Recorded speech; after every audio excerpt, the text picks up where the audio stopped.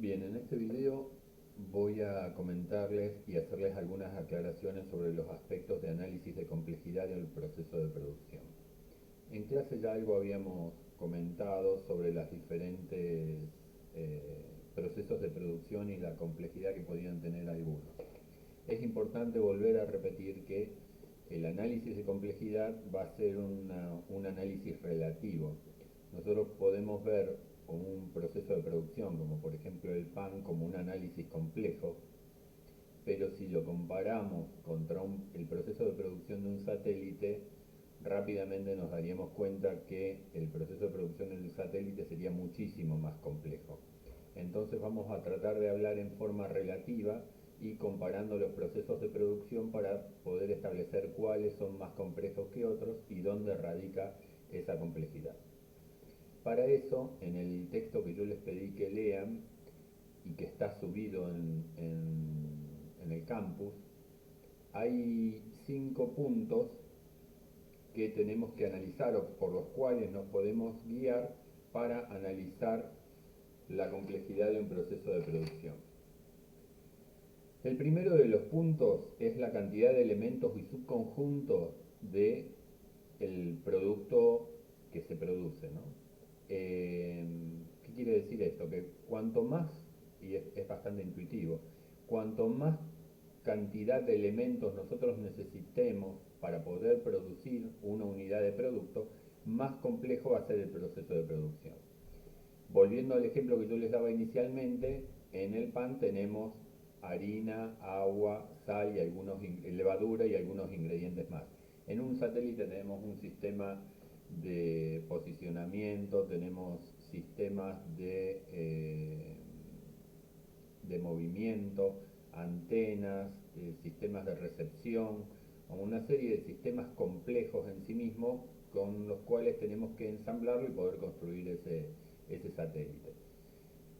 La cantidad de elementos del satélite es muchísimo mayor que la que necesitamos para producir pan. Eso es una de las características que lo hace mucho más complejo que el otro. Cuando nosotros a medida que vamos teniendo más cantidad de elementos, piensen que tenemos que coordinar con muchísimos más proveedores. O sea, los proveedores de las antenas, de los sistemas de comunicación, de los sistemas de recepción, de los sistemas de movimiento, de los componentes electrónicos específicos, de las cámaras que pueda llevar. Son todos proveedores distintos y tenemos que coordinar con todos esos proveedores para poder lanzarnos al proceso de producción. Mayor cantidad de elementos también implica una mayor complejidad en la administración de los stocks. ¿Qué elementos tengo que yo disponer como para poder iniciar la producción de una unidad? Esto hace que los almacenes sean más complejos. Reiterando con el tema anterior, en el primer caso almacenábamos harina, levadura y sal, y podría ser agua tratada, y en el segundo tenemos que tener elementos de componentes electrónicos, elementos de componentes mecánicos, eh, muchísimos más elementos en cantidad, y para eso también tenemos que hacer una logística de almacenamiento mucho más compleja. Este en sí es uno de los primeros puntos que podemos analizar para comparar la complejidad de un proceso de producción entre dos tipos de productos, entre dos productos distintos. El otro es la cantidad y diversidad de operaciones que tenemos que realizar. Cuando nosotros tenemos a mayor cantidad de operaciones, más largo va a ser el proceso de producción, por más pasos va a tener que pasar el producto, el semi elaborado, y más complejo va a ser coordinar el paso de un punto al otro. Esto también es bastante intuitivo y hace que la organización del proceso de producción sea diferente. Si tenemos que utilizar diferentes máquinas, si tenemos que utilizar diferentes estaciones de trabajo, diferentes estaciones de ensamblado, tenemos que coordinar el movimiento entre las diferentes estaciones. Bueno, todas estas son cuestiones a tener en cuenta en el diseño y en el análisis de un proceso de producción que lo hace mucho más complejo.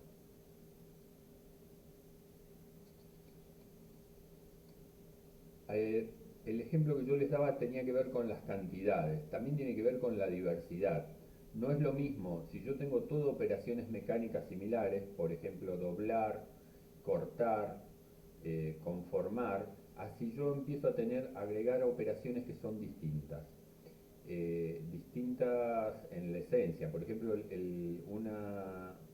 una actividad como pintura es muy distinta al doblado de un caño y implica conocimientos y habilidades distintas por parte de los operadores y maquinaria también diferente. Entonces ya no solo voy a tener que administrar y mantener dobladoras de caños, sino que también voy a tener que mantener equipos de pintura que tienen una tecnología totalmente distinta y a lo mejor los proveedores de servicio y los servicios demandados para una y otra son totalmente diferentes. El otro punto a tener en cuenta tiene que ver con la dependencia técnica y las relaciones técnicas entre una operación y otra. Este es un dato más complejo de comprender y no es tan intuitivo como los anteriores. Para eso voy a darles directamente un ejemplo. Supongamos que tenemos dos operaciones simples.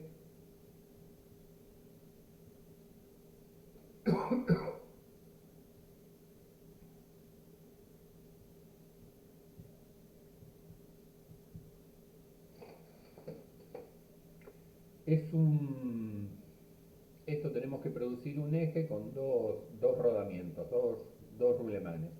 En general es una parte del proceso de producción y tenemos un torno que lo que hace es rectificar el eje. Lo que podría hacer es darle una formita determinada.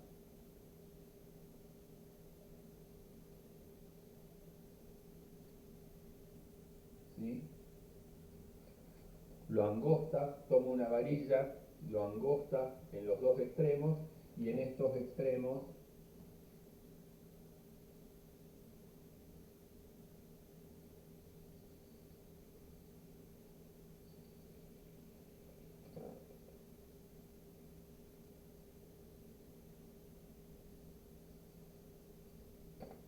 van a ir calzados los dos rulemanes. Esto es un corte sobre la pieza. ¿Sí? Eh, en realidad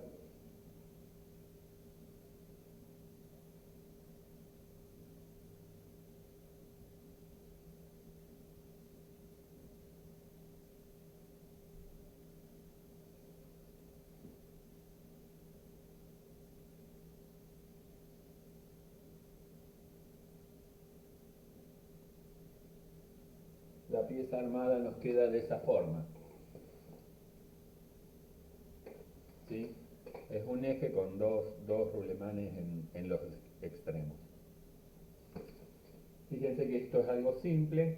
Pasamos el torno que nos rectifica este diámetro y achica y rectifica ese diámetro también de la varilla que está ahí para que nosotros podamos calzar luego los rulemanes. En principio, si lo vemos en el diagrama de flujo, lo vemos como algo simple. ¿Sí? Un torno y después el ensamble donde colocamos los dos rulemanes en los extremos de ese eje. Ahora pensemos que las máquinas tienen ciertas características técnicas. Supongamos que el torno, que ese eje que tenemos que realizar y el diámetro en el extremo del torno es de 8 milímetros. Este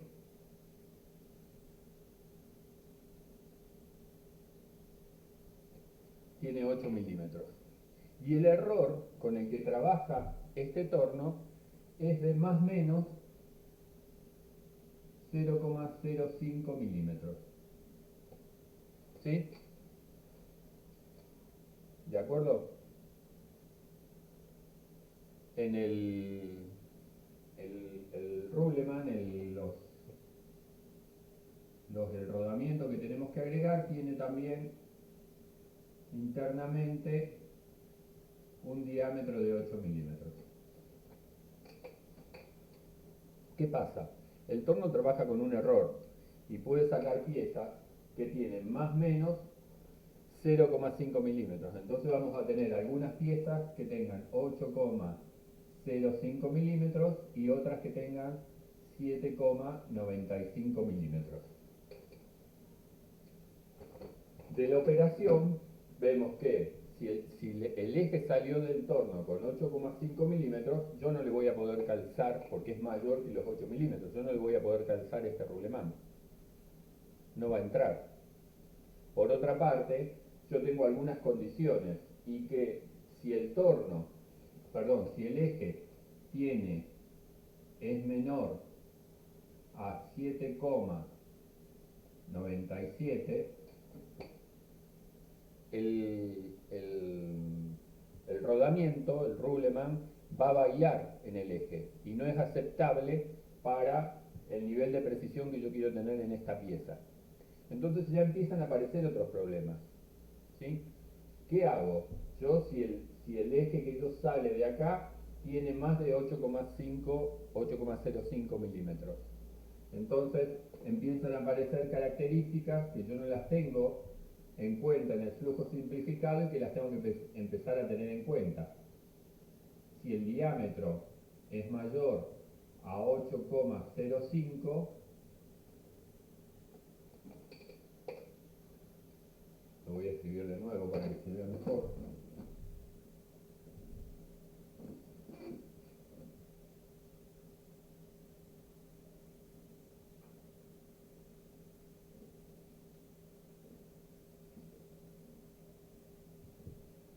Si es mayor a 8,05, yo no voy a poder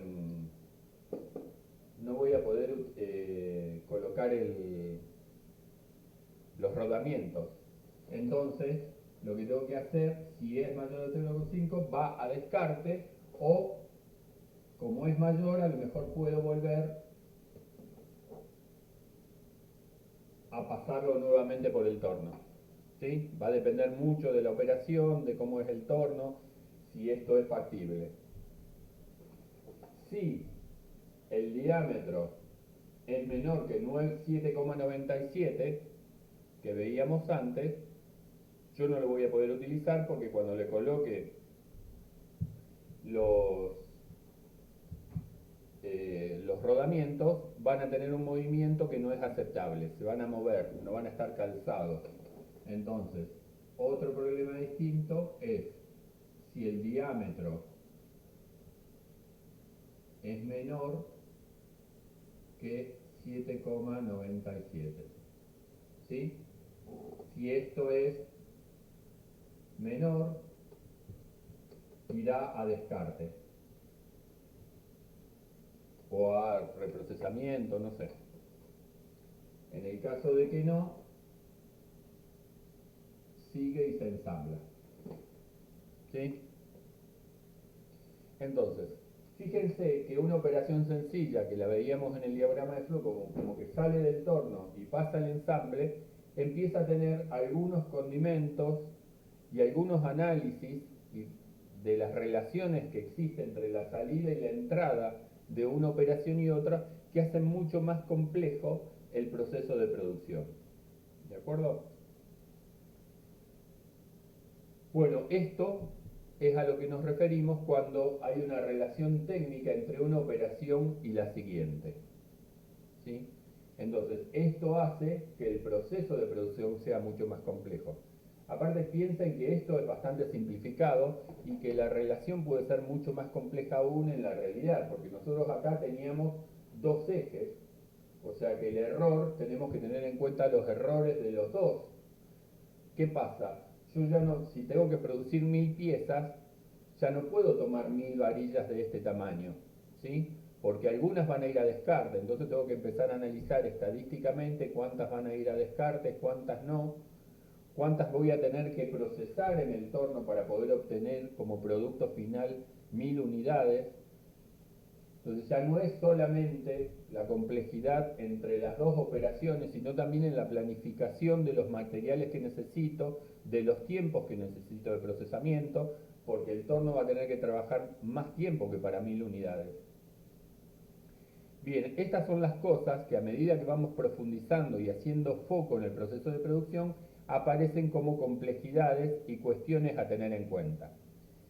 La idea es que ustedes aprecien esas complejidades y las tengan en cuenta, ¿sí? Por ahora no vamos a ver cómo se resuelven, va a ser a lo largo de la carrera, a lo largo de los 5 años de la carrera van a haber muchísimas materias que están orientadas a resolver problemas de este tipo, ¿sí? Desde estadística, organización del proceso de producción, diagramación, planificación.